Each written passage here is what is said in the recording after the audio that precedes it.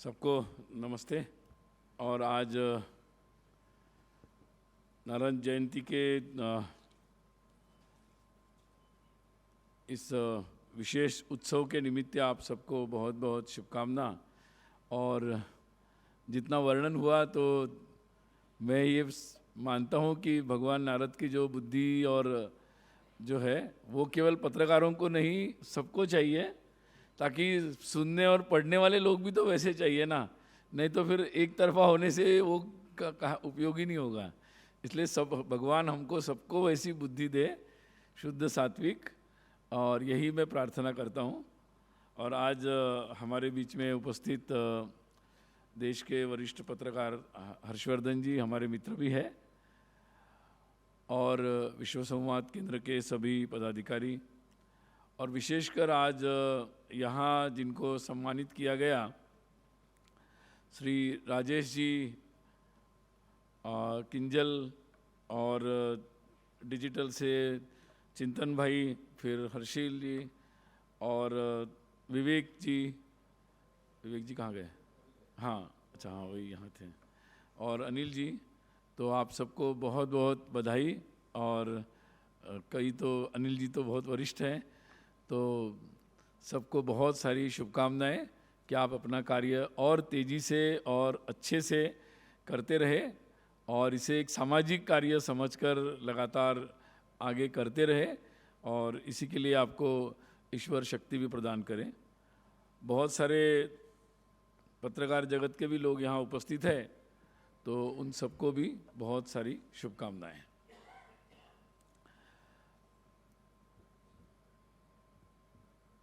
वैसे हम सबके जीवन का मीडिया जो है एक हिस्सा बना हुआ है। स्वरूप भले ही बदल रहा है, प्रिंट से इलेक्ट्रॉनिक, इलेक्ट्रॉनिक से डिजिटल, डिजिटल रेडियो तो पहले ही था, अब रेडियो जॉकी वगैरह नए नाम भी आ गए, एफएम भी आ गया, और अब सोशल मीडिया में भी बहुत सारी चीज़ें आ गई है।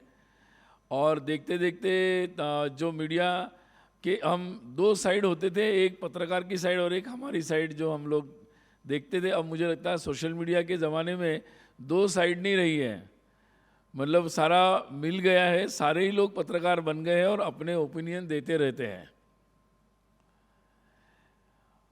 और जितनी जिम्मेदारी से कम कोई नीति नियम तो बने हुए हैं, कानून भी बना हुआ है जो भी मीडिया हाउस है या जो भी विधिवत पत्रकार बनता है उसके लिए।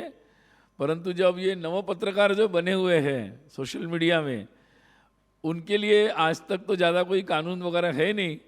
वो अपनी सामाजिक या मोरल रिस्पॉन्सिबिलिटी, हमारी जो नैतिक जिम्मेदारी है, उसी के आधार पर ये अपेक्षा की गई है। और मुझे लगता है कि उसमें भी एक विविध प्रकार का स्वरूप ध्यान में आ रहा है। और इसलिए कुल मिलाकर ये केवल अब पत्रकारों तक का विषय नहीं रहा, क्योंकि पत्रकार क्या लिखते हैं उसके एक्शन रिएक्शन में बाकी लोग भी लिखते रहते हैं, और वहाँ क्या लिखा जा रहा है आजकल सभी मीडिया हाउस में उसको रोज़ देखते हैं। मतलब सुबह की मीटिंग होती है या जो भी पत्रकार है वो देखते रहते हैं क्या ट्रेंड हो गया, क्या ट्विटर में आ गया, किसने क्या लिख दिया, और उसके आधार पर अपनी न्यूज़ को बनाते हैं, डेवलप करते हैं। उसके आधार पर सुबह क्या ट्रेंडिंग हो रहा है उस पर टीवी में डिबेट कराते हैं। आर्टिकल लिखने वाले उन्हीं विषयों को लेकर उस पर आर्टिकल लिखना शुरू कर देते हैं।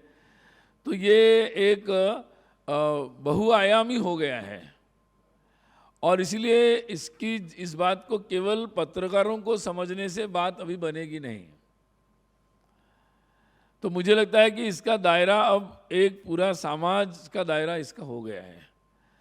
और भारत के अगर आंकड़े देखेंगे तो मुझे लगता है कि हमने बहुत बड़े बड़े देशों को पीछे छोड़ दिया है। इंटरनेट का सबसे ज़्यादा उपयोग हमारे देश में ही हो रहा है, फिर चीन में थोड़ा हो रहा है हमारे बराबरी का, लेकिन वहाँ वो मुक्तता नहीं है। फिर हमारे यहाँ अगर कोई भी जितने भी सोशल मीडिया हैंडल्स हैं उन सब में अगर मैन आवर्स या ह्यूमन आवर्स को हम गिनेंगे तो वो भी बहुत ज़्यादा है। और जितना कंटेंट लिखा जा रहा है, मतलब लिखित में, टेक्स्ट में, ऑडियो और विजुअल, और जितने लोग देख रहे हैं या सुन रहे हैं या पढ़ रहे हैं, तो ये सारे नंबर्स, अभी नंबर्स बोलने की मुझे ज़रूरत नहीं, आजकल सब अवेलेबल है, आपके लिए भी उपलब्ध है। तो वो नंबर्स में हम बहुत, मतलब हम केवल चांद पर पहुंचे वगैरह नहीं, हम इसमें भी बहुत आगे निकल गए हैं, बहुत आगे निकल गए हैं। और मतलब कई लोगों के जीवन में तो ऐसा हुआ है कि मतलब सुबह उठते ही पहला ध्यान उनका जाता है कि क्या आया है, किसने क्या भेजा है। और व्हाट्सअप, मैं आजकल व्हाट्सअप या जो भी और भी नए नए अभी तंत्र आए हैं, तो अभी ये सोशल मीडिया तक तो हो गया, अब मैं इसको प्राइवेट मीडिया कहता हूँ। मुझे सोच रहा था मैं इसको नाम क्या दूँ, मुझे लगा ये प्राइवेट मीडिया है, क्योंकि हर एक व्यक्ति अपने ग्रुप बनाते हैं और अपना प्राइवेट मीडिया उसमें चलता है, अपने मतलब प्राइवेटली उसमें हमारे ग्रुप में क्या क्या समाचार है वो भेजते हैं और उसको बोलते हैं। और वो ग्रुप बाद में इतने बड़े हो जाते हैं कि वो प्राइवेट वैसे रहता नहीं, फिर भी उसका प्राइवेट स्वरूप रहता है। तो ये भी बहुत बड़ा तंत्र है,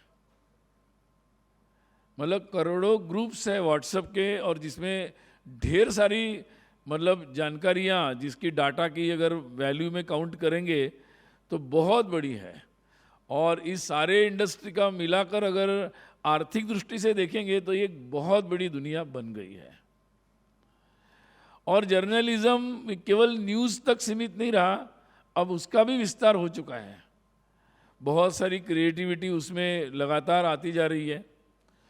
और न्यूज़ जो है, हर जगह से न्यूज़ लेना और हर जगह के लिए, केवल पॉलिटिकल न्यूज़ तक वो सीमित नहीं है।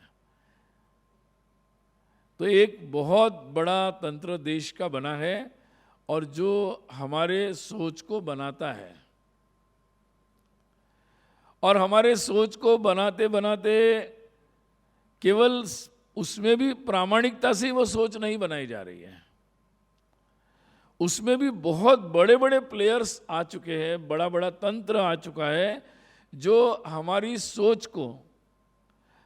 सोच को नियंत्रित करने के प्रयास भी कर रहे हैं। बड़े बड़े लोकतंत्र पर भी प्रभाव डालने के प्रयास भी किए जा रहे हैं। पिछले चुनाव में अमेरिका रशिया के झगड़े में हमने देखा कि किस तरीके से वहाँ के चुनाव को प्रभावित करने की बात कही गई। हमारे देश में भी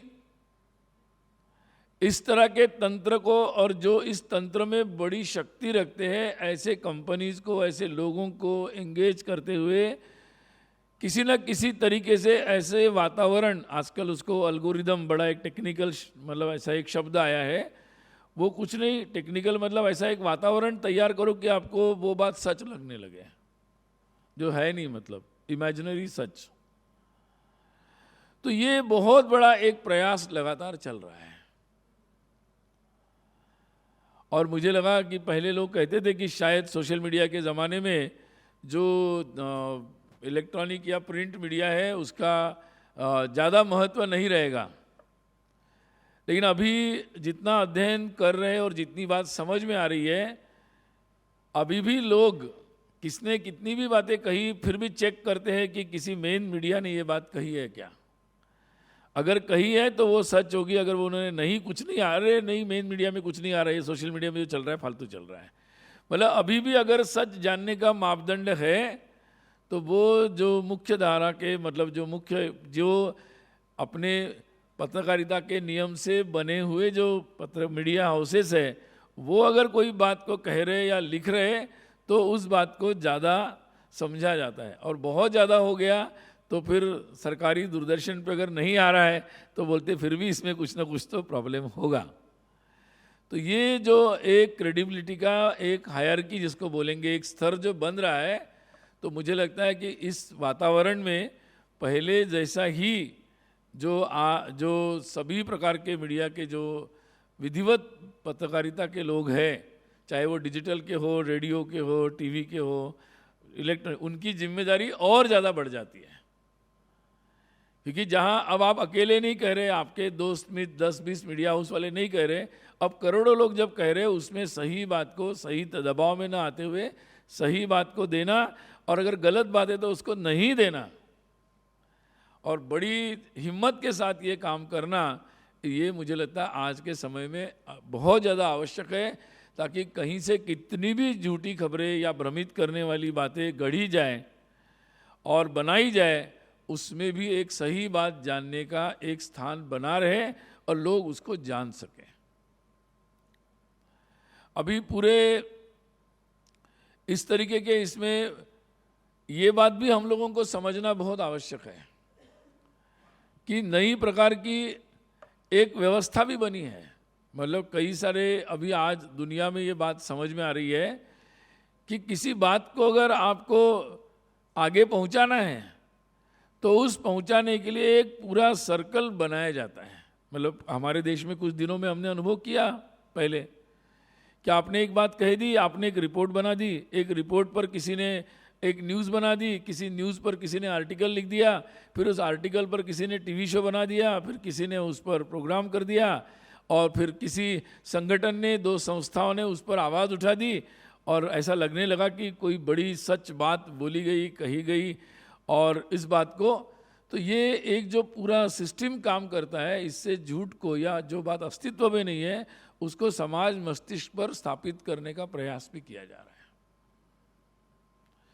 और इसके लिए बहुत बड़े बड़े अभियान चलाए जाते हैं। इन अभियानों को भी एक्सपोज करने का काम और दायित्व, बड़ी जिम्मेदारी आज के हमारे सब मीडिया बंधुओं से अपेक्षित है,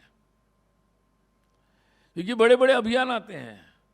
कभी लगता है कि पूरे देश में ऐसा लगता है कि जो पिच में आया था ना कि वो मुर्गियों को कोई बुखार आ जाता है, क्या नाम था उसका, कुछ बर्ड फ्लू, फिर स्वाइन फ्लू, बर्ड फ्लू, और फिर कई सारे लोगों को मार दिया गया, क्या क्या किया गया मतलब, और फिर पता नहीं चलता वो कब गायब हो जाता है। तो कभी बताया कि भाई कोलेस्ट्रॉल जो है वो आप नहीं लेंगे, आप घी लेंगे तो आपको कोलेस्ट्रॉल बढ़ जाएगा आपका। अब फिर दूसरा चलाया जा रहा है कि आप हमारा घी लेंगे तो आपका कोलेस्ट्रॉल कम हो जाएगा।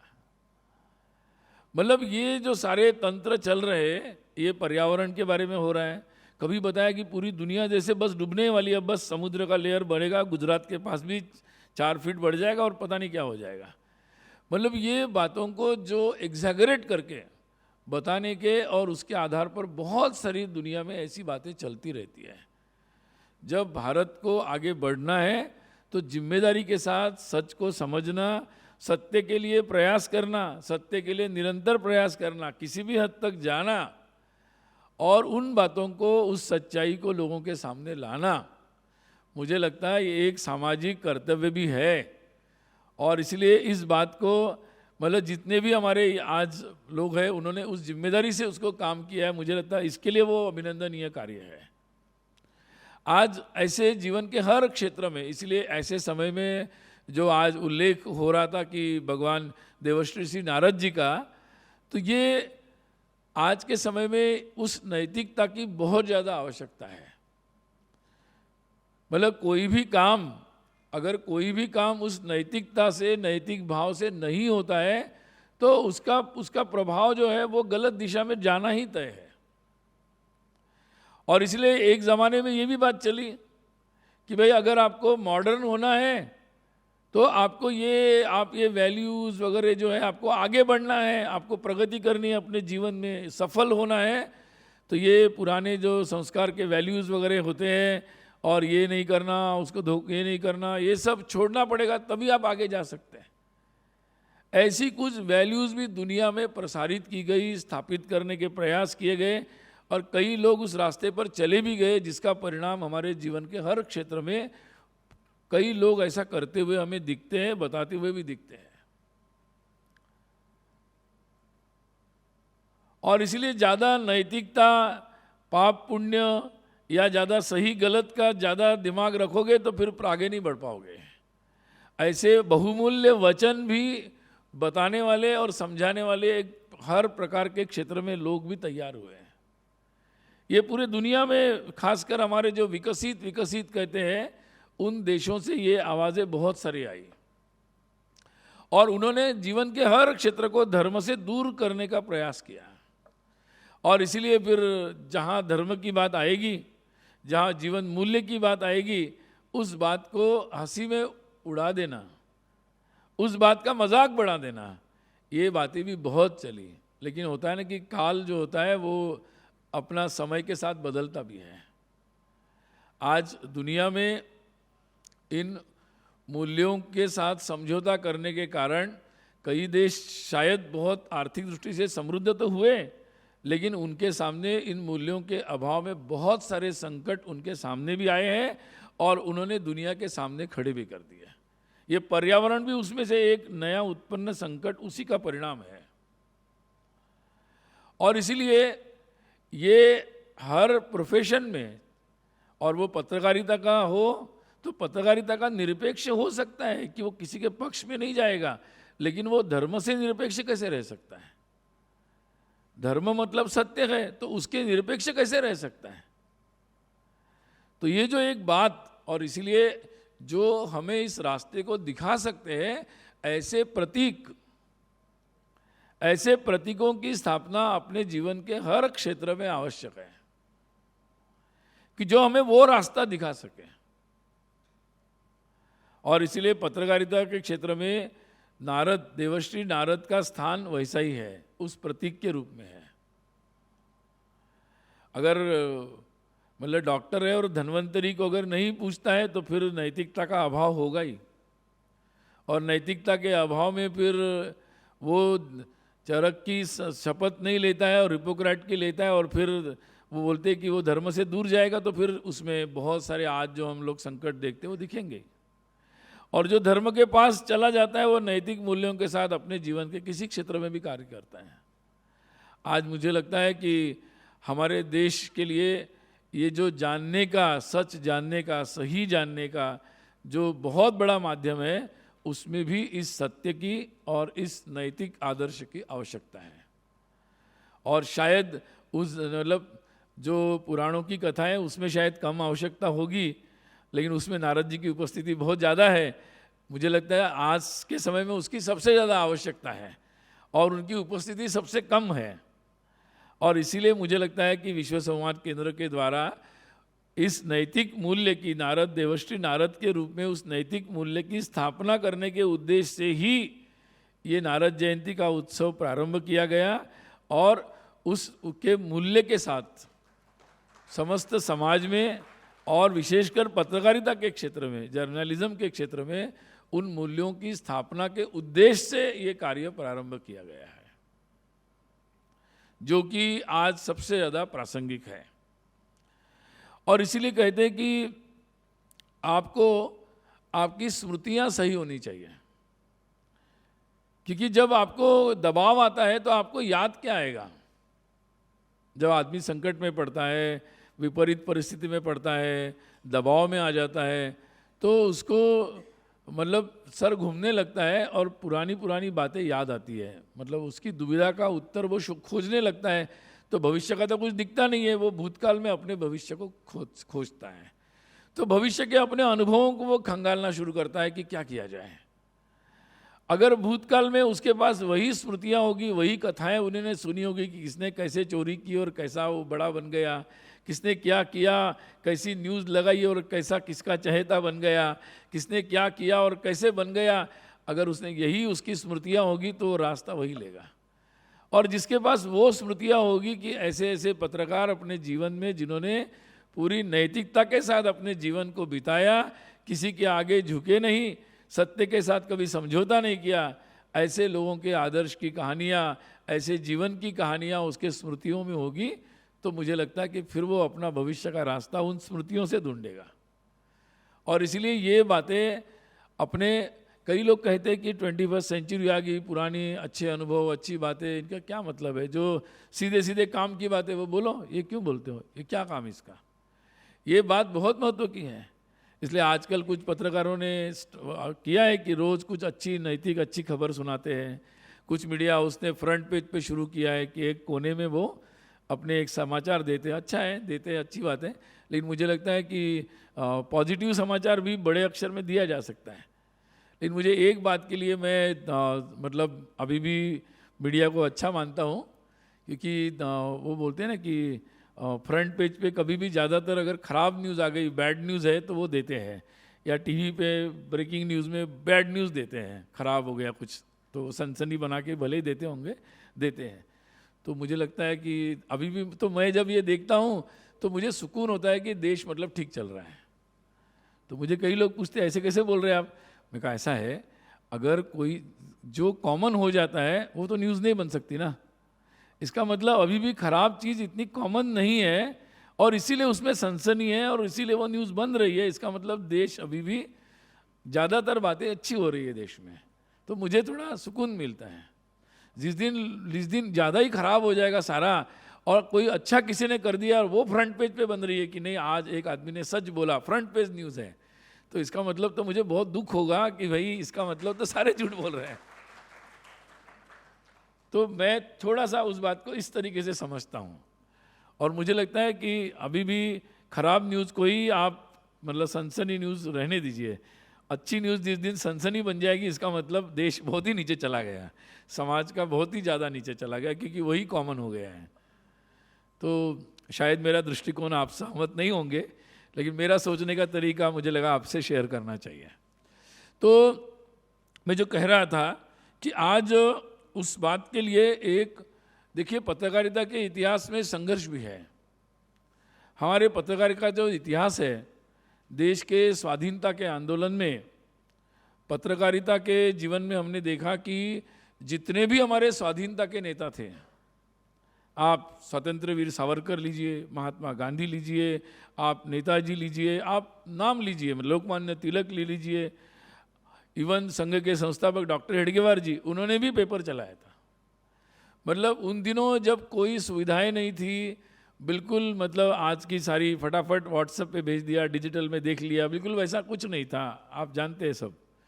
उस ज़माने में इतने बड़े स्वाधीनता आंदोलन के लिए इन सब लोगों ने पत्रकारिता के रूप में, वो सब पत्रकारी थे, नैतिकता से उन्होंने देश की आवाज़ उठाई, देश के समाज की आवाज़ उठाई। और वो शायद कॉपी इतनी लाखों में नहीं बनती होंगी या उनके व्यूअर्स करोड़ों में नहीं होंगे, लेकिन उसकी आवाज़ में इतना दम था कि एक आदमी पेपर पढ़ता था, समाचार वो हजारों लोगों तक वो समाचार पहुंचाता था। इतना दम था उसमें, इतनी नैतिक बल था और इतनी सत्यता थी, इतनी देश प्रेम था, मतलब सारे सद्गुणों की ठोस बात उसमें थी। और उस कारण से एक जो पेपर शायद लोकमान्य तिलक जी का केसरी छपता होगा 2000-5000 उस समय की क्षमता के अनुसार, लेकिन उसकी आवाज़ पूरे देश में गूंजती थी कि स्वाधीनता मेरा जन्मसिद्ध अधिकार है। तो ये जो ताकत अपने स्वाधीनता आंदोलन में पत्रकारिता ने दिखाई, हम लोग देख सकते हैं अपने देश में जब कटोकटी आपातकाल लगा तो सारे मीडिया पर भी बहुत सारे बंधन आए थे। तो कुछ पत्रकार ऐसे भी थे कि जिन्होंने पूरी तरह सरेंडर कर दिया। ब्रिटिश ज़माने में भी थे कुछ पेपर जिन्होंने बस वो वही उन्हीं की बात बोलते थे, साहब की बात। ये पुरानी प्रवृत्ति है, उस समय भी थी जो अंग्रेज़ों के ज़माने में कुछ पेपर थे, देसी थे, लेकिन वो साहब की बात बोलते थे। और बाद में अभी कटोकटी के समय, आपातकाल के समय बहुत सारे लोगों को ये संकट आया, लेकिन उसमें भी पत्रकारों ने अपनी नैतिकता का दिखाया मूल्य। इवन गोयनका जी, इंडियन एक्सप्रेस, बहुत सारे ऐसे लोग थे जिन्होंने ऐसी पत्रकारिता दिखाई और स्पष्ट रूप से आईना दिखाया कि सरकार कितना गलत कर रही है। अब उनके ऊपर कितना कितना मतलब दबाव था, परंतु उन्होंने आवाज़ उठाई और जिसके कारण हमारे आसपास के देशों में जब ऐसे आपातकाल लगे तो पता नहीं कि वो 25-25 साल रह गए। हमारे देश में समाज खड़ा हुआ, सब लोग खड़े हुए, उसके कारण 19 महीने से ज़्यादा वो बात चल नहीं पाई और हम फिर से लोकतंत्र में आ गए। तो मुझे लगता है कि राम जन्मभूमि का आंदोलन, बहुत सारे लोग थे कि जो मीडिया में बहुत गलत बातें प्रस्तावित कर रहे थे। कुछ लोगों ने लिखा कि नेशनल शेम टाइटल था, जिस दिन अयोध्या में ढांचा गिर गया, नेशनल शेम लिखा। परंतु बहुत सारे पत्रकारों ने, जो संख्या में कम थे, उन्होंने समाज के मन का उत्सव को मनाया अपने मीडिया के माध्यम से। और मुझे लगता है कि वो अपनी इस बात पर अड़े रहे। आज मुझे लगता है कि जब 22 जनवरी को अयोध्या में कार्यक्रम हो रहा था तो देसी कोई भी मीडिया ऐसा नहीं था कि जिसने इसके बारे में सकारात्मक बात नहीं कही। तो अगर हम वो सकारात्मक बात लिखने वाले लोग खड़े हो और उनको देखने वाले, सुनने वाले, समझने वाले समाज भी हो, तो मुझे लगता है कि जो सच बात कभी माइनॉरिटी में लगती हो लेकिन सबसे प्रभावी काल के प्रभाव में वही बनेगी। इसके लिए वैसे लोग, पत्रकार भी चाहिए और वैसा समाज भी चाहिए। और मुझे लगता है कि ये बात आज के समय में भी बहुत महत्वपूर्ण है। जब हमारा देश आगे बढ़ रहा है, बहुत सारी बातें सकारात्मक रूप से आ रही है, और लेकिन ये बात भी हो रही है कि अभी आजकल चुनाव वगैरह चल रहा है, तो बहुत सारे लोग कुछ भी बोलते हैं, कुछ भी टेक्नोलॉजी का उपयोग करके झूठे मूठे वीडियोस भी चलाते हैं और कई बातें उल्टी सीधी बोलते हैं। अब ये बात कई पत्रकार हमें बोलते हैं कि अब क्या करें, उन्होंने बोला है, उन्होंने कहा है, तो हमें दिखाना पड़ेगा, हमें छापना पड़ेगा। भैया कोई कुछ भी बोलेगा तो आप लोगों का भी कोई नैतिक मूल्य होगा ना कि कौन सी बात को कितना महत्व देना है और किस बात को, बिना झूठ बात को बिना आप तय किए आप कैसे छाप सकते, कैसे दिखा सकते हैं। तो मुझे लगता है कि ये अगर कोई पत्रकार कहे कि नहीं किसी ने कहा है इसलिए हमें दिखाना पड़ेगा क्योंकि वो झूठ है, सरासर झूठ है, फिर भी बोलना पड़ेगा, तो मुझे लगता है कि वो उनकी स्वयं की विदाउट कमेंट अगर वो करते हैं तो वो भी नैतिकता के अनुकूल नहीं है। और इसलिए इस बात को ध्यान, मतलब चुनाव के, अभी चुनाव है, अभी चल जाएगा, बाद में देखेंगे, नहीं, चुनाव सबसे महत्वपूर्ण है, उस समय सबसे ज़्यादा नैतिकता की ज़रूरत है, उस समय सबसे ज़्यादा सत्य दिखाने की ज़रूरत है ताकि लोगों के चयन में कहीं कोई गलती ना हो जाए। उस समय सबसे ज़्यादा जिम्मेदारी है, उस समय आप चुनाव है इसलिए गैर जिम्मेदार वर्तन नहीं कर सकते। और मुझे लगता है कि आने वाले समय में जैसे कोड ऑफ कंडक्ट सबके लिए लग रहा है, कहीं ना कहीं मीडिया में भी चुनाव के लिए कोई ना कोई तो आप जिम्मेदारी लेनी पड़ेगी आपको कि आप सच क्या दिखा रहे हैं और क्या नहीं दिखा रहे हैं। तो मुझे लगता है इन बातों पर विचार करना आवश्यक है। और देवर्षि नारद का ये स्मरण जो है हमें उन बातों को स्मरण दिलाता है, उनके जीवन की सबसे महत्वपूर्ण बात है।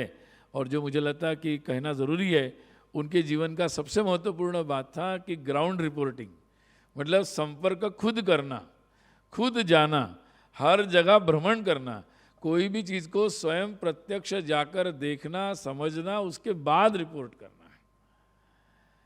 तो आजकल तो बहुत सारे टेक्निक है, मतलब यहाँ से फ़ोटो आ जाता है, लोग ट्विटर में ही अपनी बात बता देते हैं और फिर वही चलता रहता है। तो मुझे लगता है कि आज के समय में भी वो प्रत्यक्ष संपर्क, ग्राउंड रिपोर्टिंग और मेहनत, परिश्रम, इसका कोई भी तोड़ या पर्याय नहीं होना चाहिए। और जो भी सत्य होगा उसके आधार पर ही विश्लेषकों को विश्लेषण करना चाहिए। आज हमें उस प्रकार के नैतिक मूल्य की आवश्यकता है, एक पुरुषार्थ की आवश्यकता है, और भारतीय जीवन मूल्यों की पत्रकारिता में भी आज उतनी ही आवश्यकता है जितनी पहले थी, आज भी है और आगे भी रहेगी। और इसलिए उन मूल्यों के साथ कोई समझौता नहीं की जा सकती। पत्रकारिता निरपेक्ष है, लेकिन वो धर्म और राष्ट्र से निरपेक्ष नहीं हो सकती। उसमें राष्ट्र प्रेम, समाज के प्रति आत्मीयता, इन मूल्यों की आवश्यकता आज पत्रकारिता में भी उतनी है जैसी कि जीवन के किसी और क्षेत्र में है। तो इन बातों का मुझे लगता है कि बहुत महत्व है। और आज हमने जिन लोगों का आज सम्मान किया, उन लोगों ने अपने जीवन में अभी तक इन्हीं बातों का आग्रह रखा है, आगे भी वो इन्हीं बातों के साथ आगे बढ़ेंगे और अपने साथियों को भी इसके लिए प्रेरित करेंगे। यही ईश्वर से प्रार्थना। नमस्ते।